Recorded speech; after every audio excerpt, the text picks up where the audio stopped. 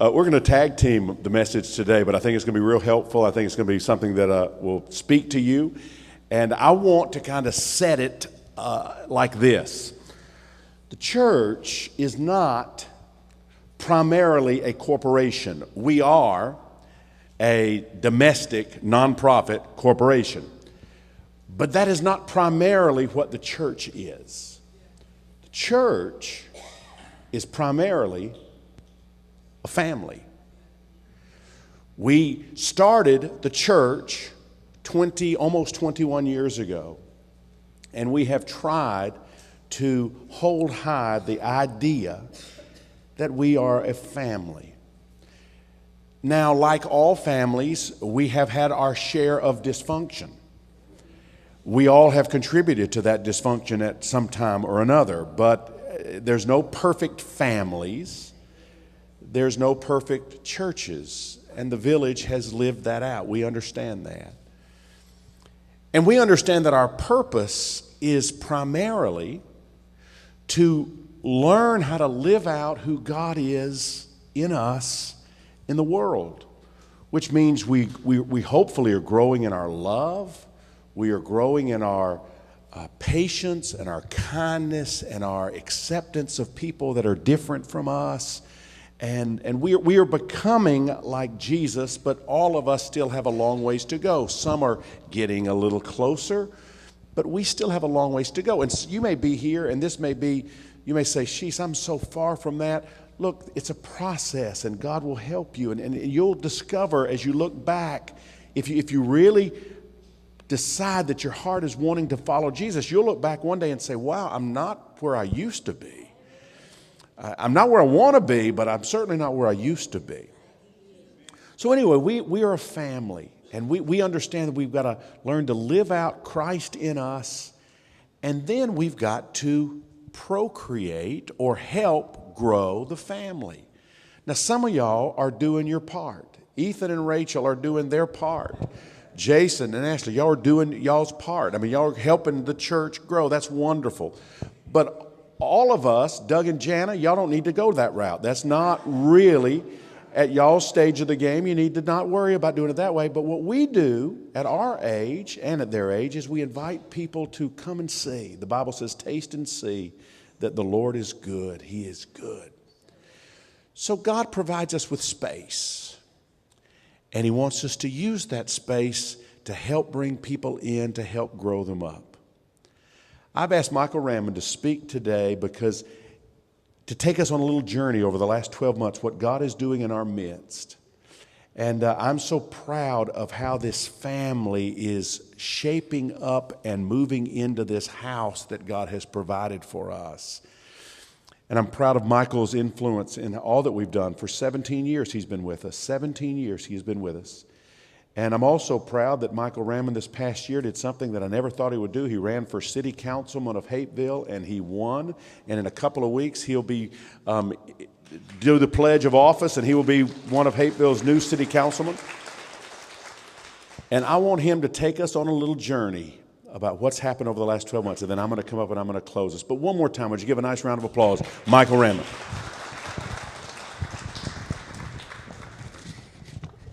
I have to bring a stool up because God's got a sense of humor. If I stand in one place, I develop pain, so it keeps me moving. I didn't feel like I needed a nudge, but it gives me a nudge. So I either have to keep moving or sit. But you don't care if I sit, I'm sure. It's funny you talked about Darwin singing. I've been listening to Darwin sing for 40 years and enjoyed it, and screaming because we played rock and roll. But I was listening to Rachel sing, and I thought, one time I had a dream that I could sing. In this dream, I was singing, and it really sounded good. And I woke up, I tried, and it was still Kermit the Frog.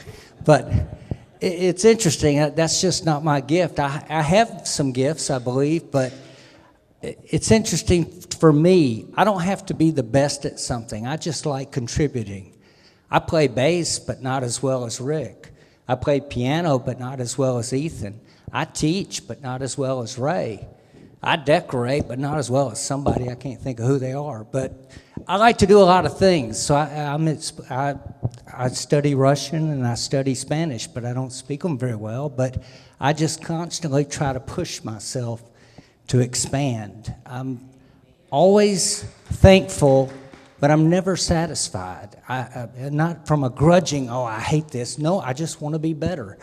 I'll be 59 in a month, and I'm still trying to learn languages and write music. I don't sing, I just write instrumentals now, and it's working a lot better. It was a year ago that I stood on this stage and I taught a sharing I called Let's Build Something. I don't know why so many people looked at it, but I'm glad they did. It was kind of fun. But I stood on this stage, which was new at the time, and we'll cover that in slides in a minute. But one of the things I shared that Ray was alluding to is we've done a lot of projects through the years, but there's always a purpose behind the projects. It isn't just so that we can dazzle people with a beautiful facility, but when you've got a facility as large and as old as this one, there's constantly things to be done. But I can say this, on everything we focus on, to me, is better. It's more beautiful, but you just turn your head and there's something else to do. There's a lot of things, but we can't wait to bring people in when we're ready and we think we're ready for television, you know? We have to do it along the way. So there's always projects, but the biggest project has to be people, which is what I shared last year, that I want to be like Jesus. And Jesus was the son of a carpenter, but his project was people. That's what God is most concerned about, obviously, of all ages, not just children. And it's interesting also, I thought about running for council. When I taught here last year, that was the furthest thing from my mind. But actually, it was during the year working on the children's space that I started viewing things differently, not only in the church, but in our community. And we'll get to some of that.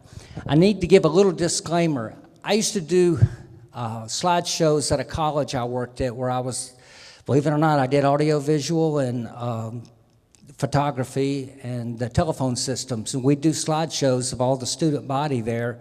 And we made sure that every person was in a slide, at least one slide, because it's so disappointing to watch a slideshow and you're not in it. So we had a list of 600 names. And so if we didn't have somebody in the picture, I'd say, go find them and shoot their picture. I don't care what they're doing. And we had everybody in it. This is not that type of slideshow. I'm not the church photographer. Basically, most of these shots are me working with one hand and picking up my camera, which is my phone, and taking a picture. A lot of them aren't even in focus, but it'll be a reference. So this isn't going to dazzle you with spectacular shots outside that one. I like this shot. I was driving down I-20 and shot that through the windshield. But it's a reference for what we've been doing and why we do it. And so there won't be a lot of people in it, but you know what you did. Many of you have worked on the projects we're going to refer to. So this will reflect that. And something that I'm wanting you to see that I think is important is that we're a part of something much bigger than just the local church, number one. And also, I think we have to pursue in this church our ability to be a church for whole families, from children all the way up to our seniors. And we do really well at some of those areas, but we need to grow. I didn't tell you this, Ray. I had a girl that I went to high school with messaged me on Facebook about 2 days ago and asked if we had a youth program, teens. And I wrote back, I said, no, we're a little bit in transition on that. We're working on our children's space, but we want that. I said, it's kind of a problem, not only at this church, but other churches in Hapeville as well as a lot of places. And she wrote back that her family was looking for a church that had a youth program and was mission-minded so they could go on mission trips. Well, I know that's our heart. I sure can't wait till I can say, yes, we have that.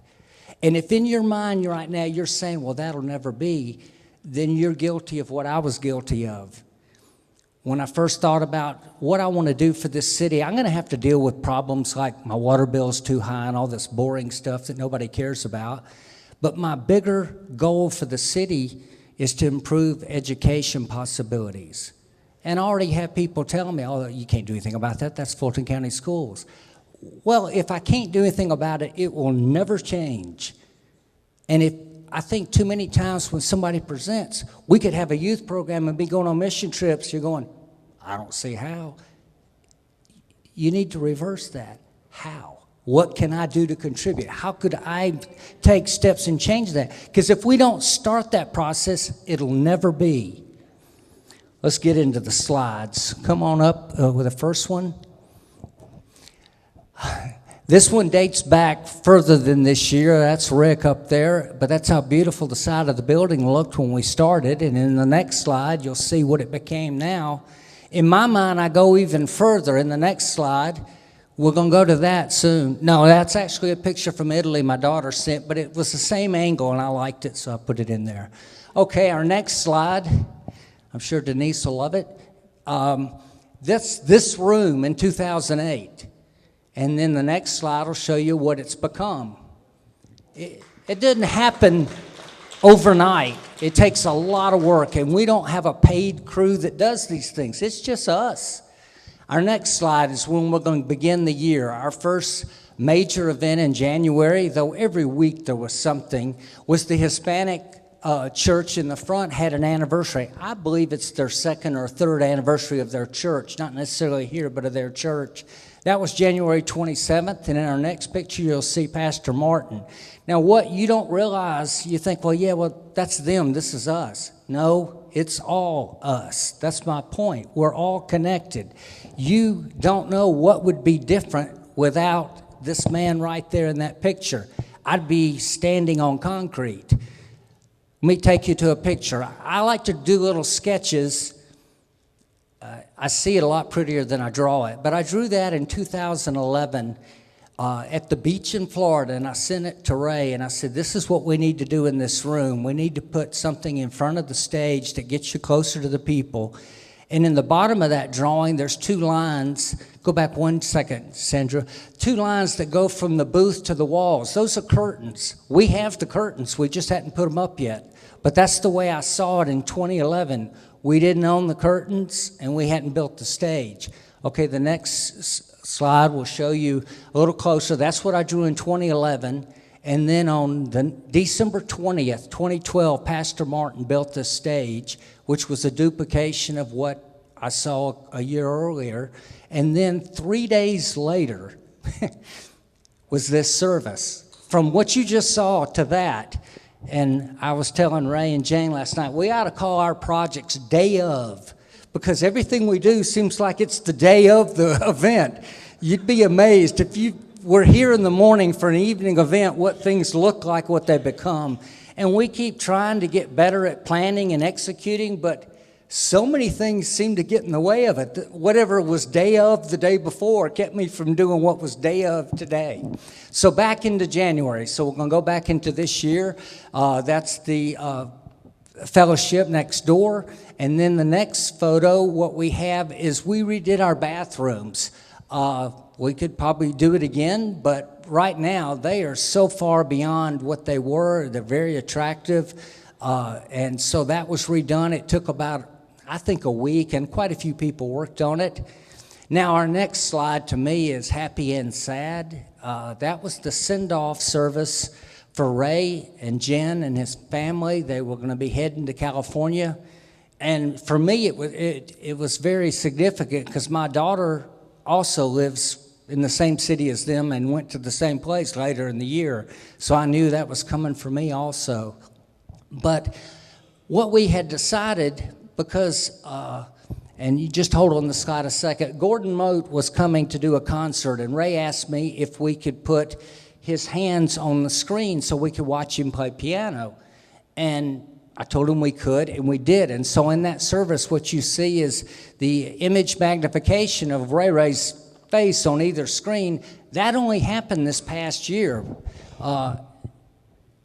This special effect of the Milky Way, we're looking forward to a new projector to get rid of that. But still, the blessing, this stuff, if you're new, you think, well, they've probably had this for years. No, it just happened in this past year. Next slide is our road crew helping get ready for the Gordon Mote concert. That's Ray and Ray. I saw them setting up equipment. I had to take a picture. And the next slide is after the concert. I didn't take any during the concert. He seems to be quite tickled at your mom there, Jane. And I love this next slide. I said, hey, look at me. And only one person did, the blind one. Anyway, I guess you focus a little better on what you hear if you can't see. Okay, next slide is the beginning. Ethan and Rachel and I and Ray and Jane and a few others looked at our children's space and thought, okay, they're very dark and they just need life. They need something, and so lights was the obvious thing to start with. I loved light, and I loved to be able to control it. So I started putting up lights on March 13th, and the next slide will show you, put them down that hall. That hall looked like a crack house or something. I mean, it was really dark going through that. I hadn't been to too many, but I've seen them on TV. This next slide here, hold a second. What we saw, though, once we put the lights up is how ugly everything was. And so it's like, oh, gosh, do we take the lights down or do we change the room? But we will change the room. But before we did that, we did the foyer makeover. So the next shot, in front of the bathrooms, didn't always look like it looks now. I wish I had a before picture. If anybody has one, send it to me sometime. Wow, it was ugly. I'm weird. I don't like sports that much. I like to shop. I like to decorate. But I'm all guy, but I sure love things being beautiful, and I don't play cards or watch sports. But anyway, that's me. That's my gift, I guess. Next slide. It's just other views, and then our next one. Gary and I put in this light box, and he got frustrated with me. We kept building. There's fluorescent lights behind that to shine through it, light it up, but when you turn it on, the picture looks bad. And it was difficult because of everything behind it and the wall and everything. And I said, Gary, it's just a box. So that became his little byline. It's just a box. I just want to put some fluorescent tubes in a box and turn it on. Next slide, we went on around the hall and made that more attractive and painted it. You'll notice there's not a ceiling, but Pastor Martin, once again, put a ceiling on that before we started our services up front, because I knew that if people were talking in the lobby, it would go through that hallway, across the ceiling, and down into the room and disturb that room. And so one of the things I do here is I try to back up and look at things from a different viewpoint and see how things are going to affect each other. Okay, the next slide was when I really got involved with the children's area makeover. We had decided that we wanted to make it like a little town. I mean, our name is The Village, so it seemed obvious, let's do a children's village. Well, I grew up here in Hapeville, and I've seen the train depot all my life, and every kid likes trains. And I like that door, and I like the architecture. And actually, they put new siding on it, but I like this better because of the angles. I told you I was weird. But anyway, so in the next slide, we'll show you a little bit more of the architecture of it. So I set out to do another one of my famous drawings. It'll be on eBay next year. If you could see it up close, it's all the facades that we've built in that hall, and there's things on there that still aren't there yet. Just like the curtains in this room aren't here yet. They're wadded up over there next to the baptismal. But we know they're going to happen. It just doesn't all happen immediately because there's no crew, really. There's no paid staff that's doing this stuff. It's just volunteers. We need them. And so I took, next slide, what I had taken pictures of the depot, and I drew the door on the wall.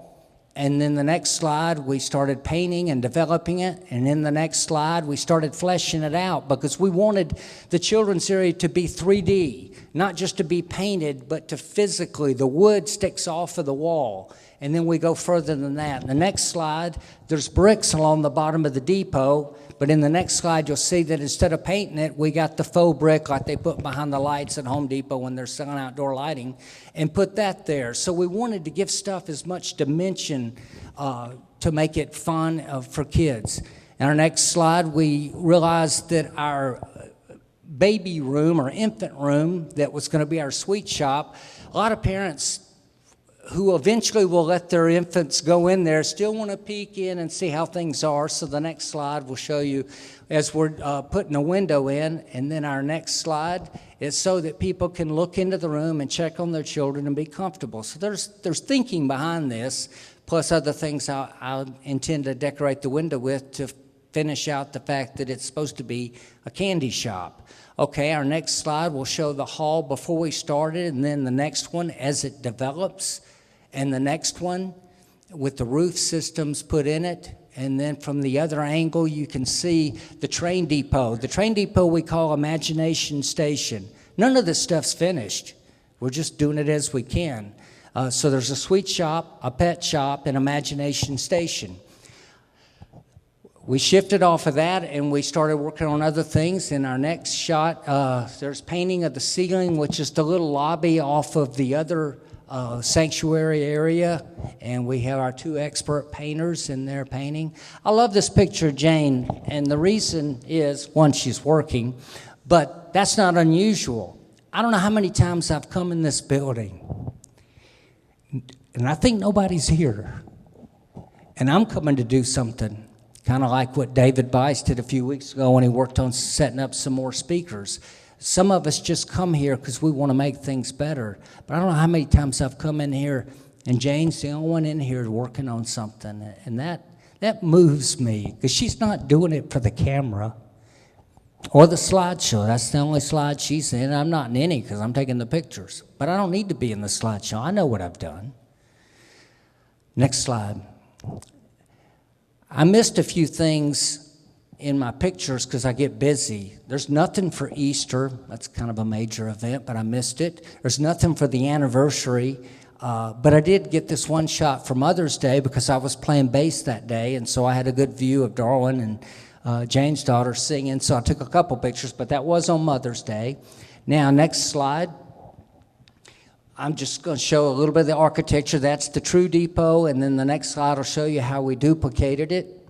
The next slide is just another view of the hall. And then in our next slide, there are 3 metal poles that were sticking out of the wall in that hall. I had to give them a purpose. That wall is supposed to have the park painted on it, so it duplicates the park across from the depot in Hapeville. But until then, I wanted to make it have purpose, so I made it into a street light by putting a little wooden box on it and buying some lamps. So in your next shot, I've got it lit up, and I've got it on a dimmer where we can set the lighting.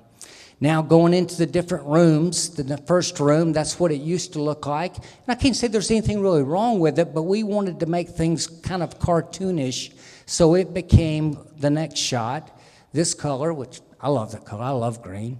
And then the next room, once again, fine, but it became this color. And then with the materials and things they have in the screens, we know that with a program, we can put something together that's really good for the children. In August, we had a conference here. Ray and I aren't exactly sure what it was for, but it was a big conference for the Hispanic church. I came to it. I know Doug came to it. I'm just fascinated. I don't understand what they're singing, or saying, but I still benefit from just sitting there and absorbing the fact that these people are worshiping God. God is just as much in love with them, whether they speak English or not. And I know that from my friends from Russia. I had 3 visits this year from them. We're connected to people all around the world. And I loved seeing Spanish on the screens instead of English. Does that move anybody else to see things like that? You realize God's just not a white English-speaking American. You know, I like it. Anyway, the next slide's a really big deal. When I shared here a year ago, I talked about the need for 2 services. Well, I didn't make up that need. Ray and I and Ethan have talked about these things for years. We've had 2 services before. But I knew that we needed to get back to that for a couple of reasons. One, to provide opportunities, 2 different time slots for people to come to church, but also for our children's services. We really wanted people to come from the 9:30 service, get the same message, and then be able to volunteer for our children's area. And to me, it's a little bit disappointing in some ways. I don't want to be negative, but we've made some progress physically in there, but we could sure use some volunteers. And children need regularity. When my daughter volunteered at her church, which is Andy Stanley's church, she had to make a 2-year commitment to work with the middle school children so that they would have the same people every week. Of course, there might have been a week she missed for whatever reason, a vacation or an illness, but it was still a commitment. And I was really proud of her, but it just made sense to me. We're not even asking for 2-year commitments, but we'll just take a week. But if we could have people to really understand how important this is. You know, Hapeville without a high school and the activities, to me, it's not really a complete community. That's why it's so important to me. I don't want to be just an adult club here in this town or in this church. And I don't want families that have children to think that, well, when our kids, get out of our arms, I guess we need to go to some church that has Disneyland. We don't need Disneyland here. We just need a program and loving teachers. This is hugely important for the growth of this church and to eventually see these kids grow up and become the youth group that gets added to. I don't know how to make it live any bigger, but it was my concern for our church that made me concerned for the city, because this city's got to see that. I went to a meeting a couple weeks ago. It was like a planning meeting, and it was citizens. It wasn't run by the city, and they put charts on all the walls on activities we could do in the city to promote the city and people getting together and know each other. And finally, toward the end of it, my wife leaned over to me. She said, "There's not one thing about children on one chart." And I went, what about kids? Oh, yeah, that's a great idea. An idea? Kids can't just be an idea. Oh, yeah, we got to have children's ministry. It's important. Next slide. That same day that we started the early morning service, I just took a picture of both services to show that they both continue, and it's the same message in both. In our next slide, we continue to work in the children's area. Underneath that pet shop, I actually have an aquarium with very colorful tropical fish. I have 2 Australian white tree frogs, and I have a gecko that I want to bring up here and put in a case beneath this so that it's outside of the room and not a distraction in the classroom, but in the hall so that kids, they'll love it. Every kid that comes to my house loves these animals. My wife's not so crazy about them, but anyway, I try to keep their cages clean.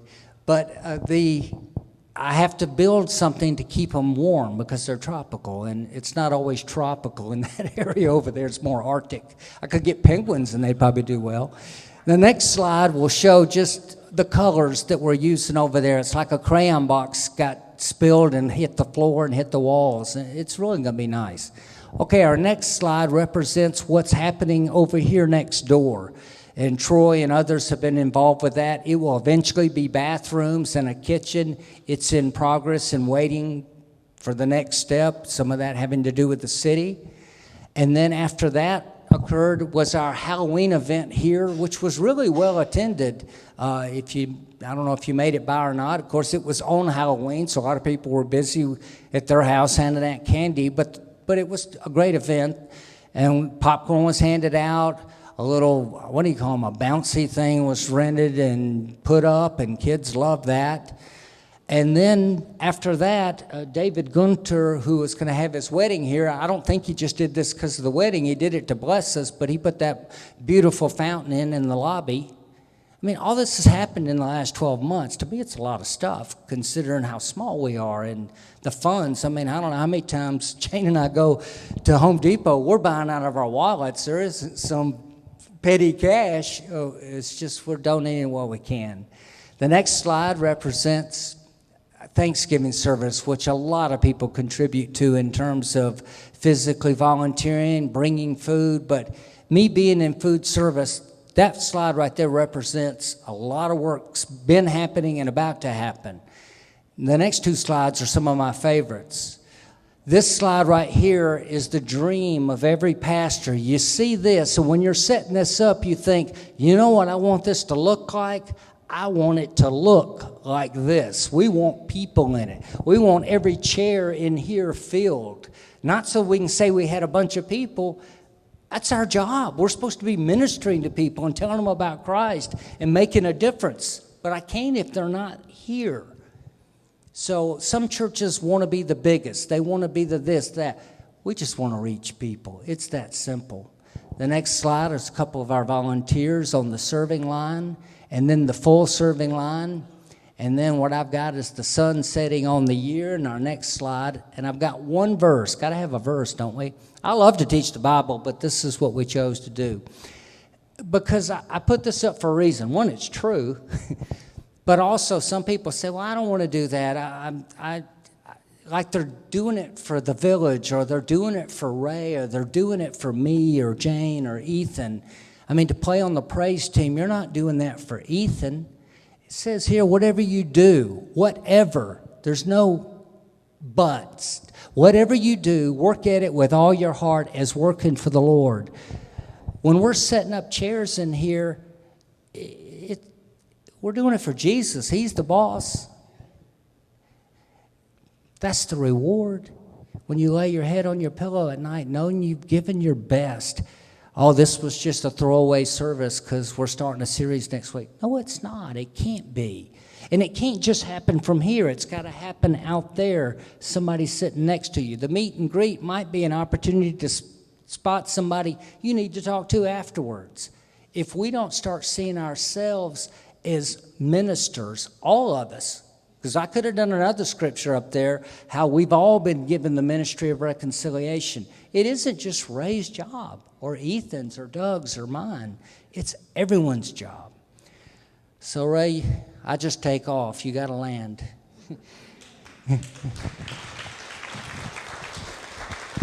He asked me yesterday, he said, so how are you going to do this? I said, I'm a terrorist. All I do is I know how to take off. I don't need to know how to land. All right, we're going to land this thing. Michael, I loved that. I loved it. Brought back so many memories of things that have happened here. Yeah, give it up one more time. That was beautiful. Made me think of David when we first were building this building or doing this building. I thought about David, and I thought about Troy, and I thought about all the work, and Susan and Lee, and the stuff that has gone on, and Jason and Ashley. I remember y'all being here and helping, and Joe, and so many of you have done so many things. I want you to think about our church as your family. I remember when the boys were growing up, if we had a project, we had something that needed to be done, I'd say, hey guys, could I get you to help me? Could I get you to help me? And there was not, it'd work around their schedule, of course, but yeah, Dad, what do you need us to do?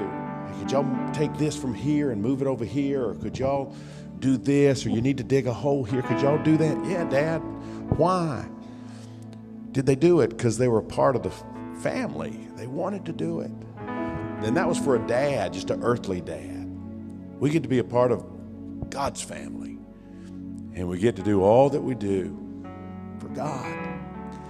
And I love what you said, Michael. It's not for the FaceTime that you get on the screen. It's not for any of that stuff. I know my wife comes up here and doesn't want anybody to know. But she just comes up with her headphones on and she listens to music and she's doing it unto the Lord. And that's what we'd like you to think about. Maybe you're not a builder. I'm not a builder. Nobody wants me to build anything. But there's ways I can help. There's ways you can help. And so I just pray as we get ready for the new year that you'll think about, if this is your family, you'll think about ways that you can be a part. Maybe you're a teacher and you'd say, you know what, I'll own one of those children's hours. I would love to teach children, and I'll own it. I'll put me down for a year. I'll teach them. I'll come to the 9:30 service and I'll teach them at 11. Or I'll come to the 11 o'clock service, but I'll be there at 9:30. Put me down for a year. I've got it. Boy, that'd be awesome. Maybe your gifts are totally different. Maybe it's musical gifts, or maybe it's greeting gifts, or maybe it's all the different things. Just know that you're doing what you're doing for the Lord. You're doing what you're doing for the Lord. I'm going to ask you to bow your heads. Father, thank you so much for this day. Thank you for the beautiful trip down memory lane in the last 12 months. Lord, I'm exhausted just watching what you have done in this place through your people as this family expands the house you've provided for us. not for any worldly gain, but so we can introduce people to our Father, the best Father in the universe, and let them know your goodness and your love and your grace and how you want to help them get rid of the junk in their past, be cleansed of their guilt feelings, and then empowered to walk into a beautiful future. We are so grateful. And we just pray that you'll help each one of us think through how we fit in this family. How can we contribute? How can we do our part? Knowing that we all have to do different things. We all can't do the same things. And Lord, we say thank you because we know everything that was accomplished was because of you. We love you. We thank you for this time. And we pray this in Jesus' name. Amen.